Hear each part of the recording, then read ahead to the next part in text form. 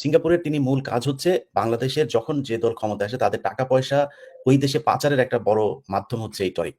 যে কারণে বিএনপির মহাসচিব থেকে শুরু করে আমি সবার নাম বলছি না, অনেক নেতাদের টাকা পাচারের, অনেক বড় চেয়ারের, সবার নাম আমি আজকে বলছি না, তাদের টাকা পাচারের এই মাধ্যম হচ্ছে টরিক। যে কারণে তার কথায় আপনি যদি চুয়াডাঙ্গা জেলার যে এসপি আছে বর্তমানে, এসপি সাহেবকে যদি আপনি বলেন যে এখানে ন্যাংটা হয়ে দাঁড়ায় থাকতে হবে, এই শরীফুজ্জামান শরীফ মনে করেন বিএনপির নমিনেশন পাবে, মনে করেন। তারপরে সে এমপি হবে, তাই না? অথচ তার ভাই টরিক, সে তো রাজনীতি করে না। তাকে পুলিশ সার্বক্ষণিক তার যে প্রোটোকল সেটা দিয়ে যাচ্ছে। যে বিষয় নিয়ে কথা বলব সেটা হচ্ছে, আপনারা জানেন গত ২ দিন আগে 15 মিনিটস এর একটি অনুসন্ধানে চুয়াডাঙ্গায় বিএনপির নাম ভাঙিয়ে যে চাঁদাবাজি দেখানো হয়েছিল, সেই বিষয়টা নিয়ে আপনারা সবাই 15 মিনিটস যারা দেখেছেন তারা জানেন কি ছিল সেখানে। সেই ঘটনায় এখন পর্যন্ত বিএনপির পক্ষ থেকে কোনো ব্যবস্থা নেওয়া হয় নাই। অনেকের কাছে চুয়াডাঙ্গা জেলার নাম শুনলে এটা দক্ষিণ পশ্চিমাঞ্চলের ছোট একটা জেলা। এটার ব্যাপারে খুব মানে ওইখানকার নেতা-টেতা আর কি হবে? আপনাদের জ্ঞাতার্থে জানিয়ে রাখি, সেখানকার যিনি এখন চুয়াডাঙ্গা জেলা বিএনপির সাধারণ সম্পাদক, এই ব্যক্তি একসময় পূর্ব বাংলা কমিউনিস্ট পার্টির যেই চরমপন্থী, সেই চরমপন্থীদের নেতা ছিলেন। সেখান থেকে তিনি ছাত্রদলে ঢুকে তারপরে তিনি আজকে বিএনপি।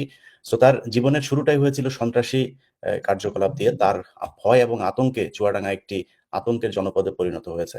সেখানে আমরা বেশ কিছু চাঁদাবাজি, আওয়ামী লীগের লোকজনের যে সংশ্লিষ্টতা, তাদেরকে নিয়ে যেই বিএনপির বিরুদ্ধে দাঁড়িয়ে বিএনপির ত্যাগী নেতাদেরকেও সে কোণঠাসা করে তারপরে সেখানে চাঁদাবাজি চালিয়ে যাচ্ছে, সেই বিষয়গুলো সেখানে তুলে ধরা হয়েছিল। এখন প্রশ্ন হচ্ছে যে চুয়াডাঙ্গার মতো একটি জেলায় আমরা দেখেছি যে বিভিন্ন জায়গায় নিউজ হওয়ার সাথে, সাথে বিএনপি তাদেরকে বহিষ্কার করে। কিন্তু চুয়াডাঙ্গার মতো এরকম একটি জেলার নেতাকে ৪৮ ঘন্টা হয়ে গেল এখনো বহিষ্কার করা হয়নি। এটার কারণ কি হইতে পারে?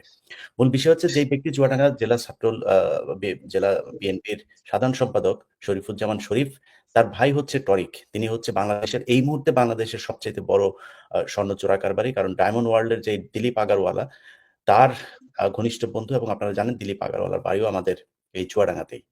তো সেই আ ঘটনার কারণ, মানে সেই সম্পর্কের কারণেই এই শরীফুজ্জামান শরীফের ভাই টরিক, তিনি আগারওয়ালার পুরো সেই স্বর্ণ চোরাচালানের যে ব্যবসা সেটা নিয়ন্ত্রণ করছেন। তিনার মূলত অর্ধেক সম্পত্তি দেশে, অর্ধেক হচ্ছে সিঙ্গাপুরে। আপনারা আমার অনুষ্ঠানে সেগুলো দেখেছেন।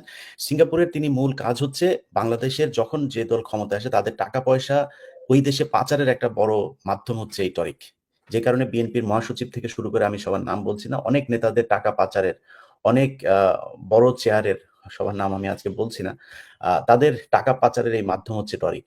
যে কারণে তার কথায় আপনি যদি চুয়াডাঙ্গা জেলার যে এসপি আছে বর্তমানে, এসপি সাহেবকে যদি আপনি বলেন যে এখানে ন্যাংটা হয়ে দাঁড়ায় থাকতে হবে, এই শরীফুজ্জামান শরীফ মনে করেন বিএনপির নমিনেশন পাবে, মনে করেন। তারপরে সে এমপি হবে, তাই না? অথচ তার ভাই টরিক, সে তো রাজনীতি করে না।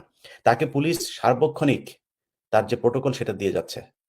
টরিক নিজে ছাত্র লীগের সাথে যুক্ত ছিল, সেগুলো আমার অনুষ্ঠানেও তিনি নিজের মুখে স্বীকার করেছেন।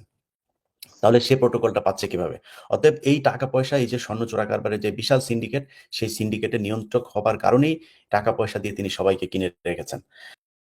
দিন আগে আমার 15 মিনিটস যখন বাংলাদেশ সময় রাত 9-10টার দিকে প্রচার করা হলো, ভোর 6টার দিকে এসে সেই নারীকে তুলে নিয়ে যাওয়া হয়। যেই নারী শরীফের বিরুদ্ধে তার আ আ বিয়ের প্রলোভনে তারপরে শারীরিক সম্পর্ক করার পর তাকে ছুঁড়ে ফেলে দেয়ার এবং তাকে নানানভাবে নাজেহাল করার অভিযোগ করেছিলেন, তাকে ৮ ঘন্টার মাথায় বাড়ি থেকে তুলে নিয়ে যাওয়া হয়। এবং দেখুন, ২৯শে সেপ্টেম্বর বাংলাদেশে একটি ঘটনা ঘটে।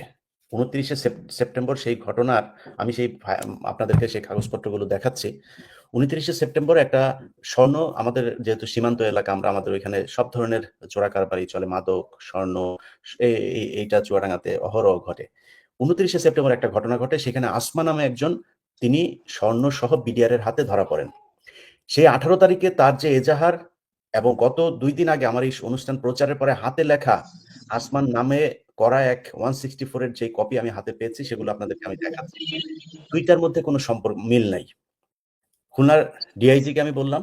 ডিআইজি কে বলার পরে ডিআইজি এটা নিয়ে এখনো পর্যন্ত তদন্ত করছে। আশা করি যে ডিআইজি এটার একটা ব্যবস্থা, এই যেই পুলিশের যে এসপি, সে টরিকের টাকা পয়সা নিয়ে যেই নাটক সে সাজিয়েছে, এই নাটক থেকে আমার বিশ্বাস যে বের হইতে পারবে না। তো তারপরে তাকে নিয়ে যাওয়া হলো। আমরা ওদেরকে বলছি যে ওদের পরিবারের সাথে যোগাযোগ করলাম যে আপনাদের থানায় কি কেউ গিয়েছে কিনা? থানায় লোক গেল। থানায় লোক যাওয়ার পরে থানায় কেউ নাই। থানায় কেউ নাই। ৯:৩০ সময় শুনি যে আসামি যে ইয়েতে পাঠিয়ে দেওয়া হয়েছে। আপনার কি বলে, আদালতে পাঠিয়ে দেওয়া হয়েছে।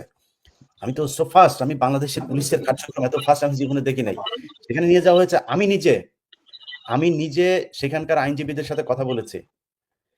৩ জন আইনজীবীর খুব প্রভাবশালী, সেখানে জেলা আইনজীবীদের খুব প্রভাবশালী ৩ জনের কথা বলা হয়েছে। তাদেরকে বলা হয়েছে তাদের লাইসেন্স বাতিল করে দেওয়া হবে যদি এই মামলা নিয়ে কেউ যদি পক্ষে দাঁড়ায়। শুধু এই বিষয়টা দিয়ে একটু অনুমান করে দেখেন যে এটার পেছনে কত বড় চক্র কাজ করছে। তো আমি পুলিশের ঊর্ধ্বতন কর্মকর্তা এবং সরকারে যারা আছে তাদের কাছে আমার অনুরোধ থাকলো যে, আচ্ছা মমিনুল ভাই, আপনি কি আসছেন নাকি? আমি লাইনে আছি।